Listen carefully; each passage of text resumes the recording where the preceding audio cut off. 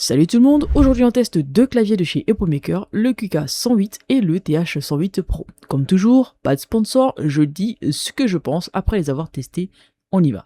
Les deux claviers sont des claviers full size, donc on a des touches complètes, pavé numérique, tout ce qu'il faut pour jouer, écrire, bosser ou streamer, ce qui est mon cas.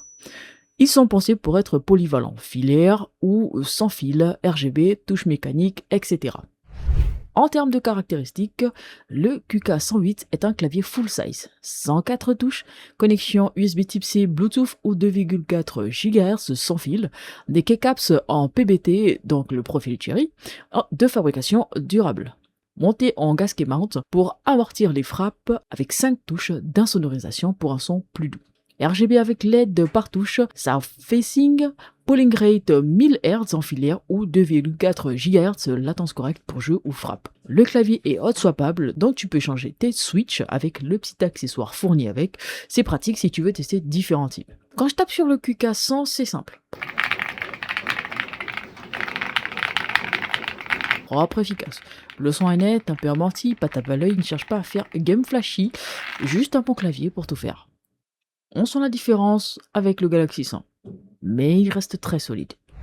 En ce qui concerne le TH108 Pro, les caractéristiques techniques sont pas très éloignées.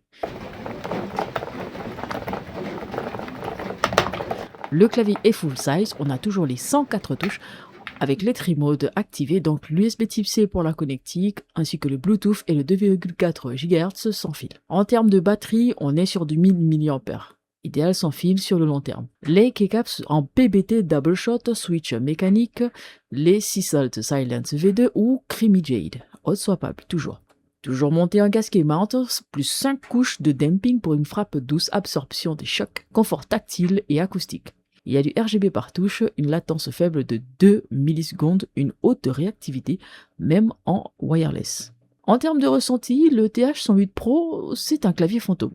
Quand tu tapes, tu as l'impression qu'il ne fait presque aucun son. C'est un peu perturbant au début. Pour moi, ça manquait un petit peu de clics, de petits clocks satisfaisants. Mais si tu veux un clavier silencieux, discret, doux pour les oreilles, parfait pour late night, travail, streaming, sans déranger, etc., franchement, il fait carrément le taf. D'ailleurs, je vais vous laisser écouter. Comparé au Galaxy 100, celui-ci est plus discret, plus zen.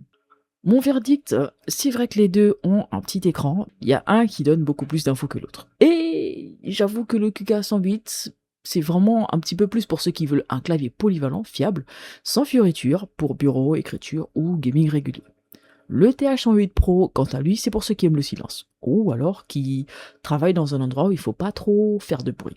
Un confort de frappe doux, si tu veux taper dans la nuit sans bruit, c'est carré. Personnellement, pour l'instant, le Galaxy 100 reste mon clavier numéro 1 parce que, oui, je suis de la team sensation et stabilité. Franchement, le petit son là, j'aime trop. Mais ces deux claviers méritent clairement un peu de considération selon la tâche que vous voulez leur attribuer. Voilà, vous connaissez mon avis honnêtement sur ces trois claviers. Ce sera tout pour aujourd'hui, on se capte la semaine prochaine. Abonne-toi si tu veux découvrir la suite des claviers que j'ai actuellement dans ma réserve. Il y en a quand même quelques-uns, j'avoue. Allez, ciao.